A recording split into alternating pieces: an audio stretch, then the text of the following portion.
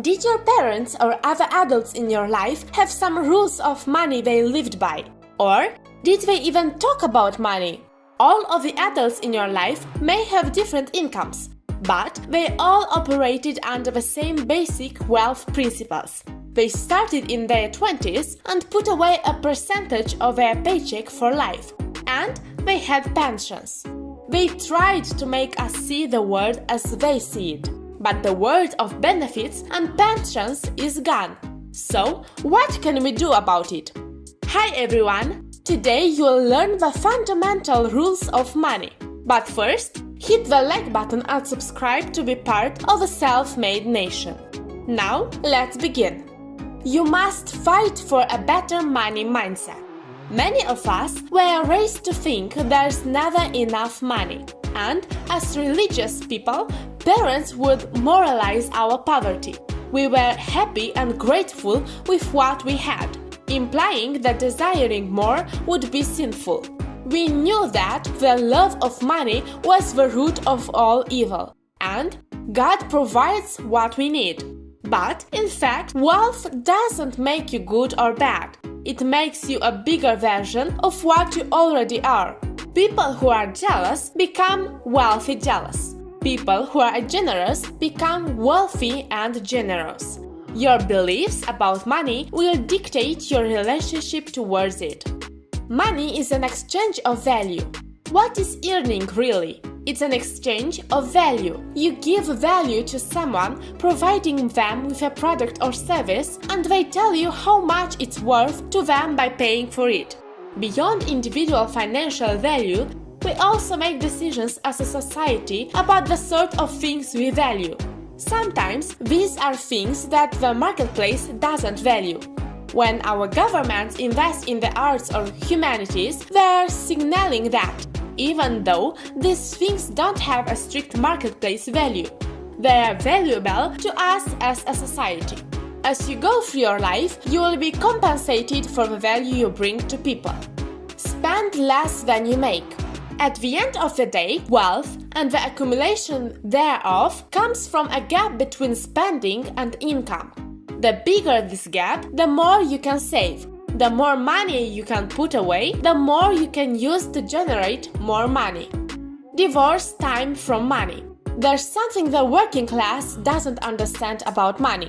As long as time and money are tied together, your income will be limited. We understand money in units of hours. If someone wanted to express to you just how rich someone was, they would give you their value in time.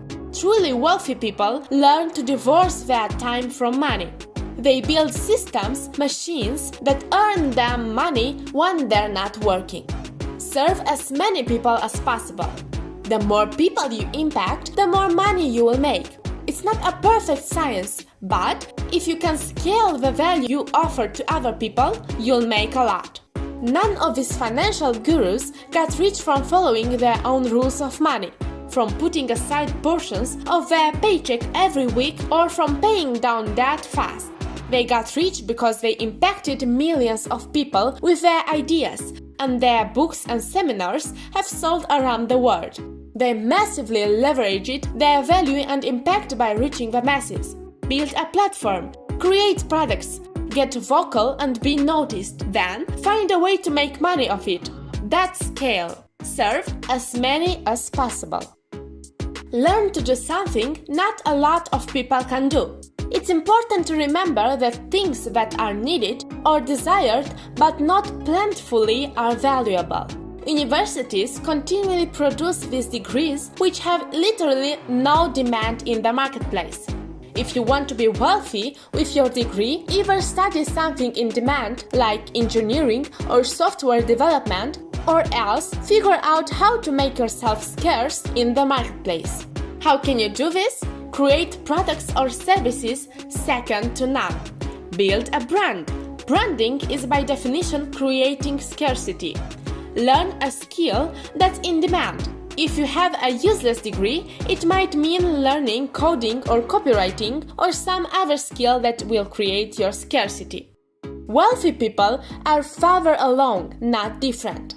Wealthy people are not a different species or existing in a different universe that you can never touch. They're simply farther along in their journey. What if, instead of hating on them or imagining that they got that way because they stepped on people, we saw them as simply farther along the journey? This would be a much healthier way to approach it and would actually help us to realize that we can't build wealth. Learn from wealthy people. Watch to see how they've used the rules above and see how those rules apply to your life. Thank you for watching. I hope you follow these rules and really understand the power and philosophy of money. Don't forget to subscribe to become a part of a self-made nation.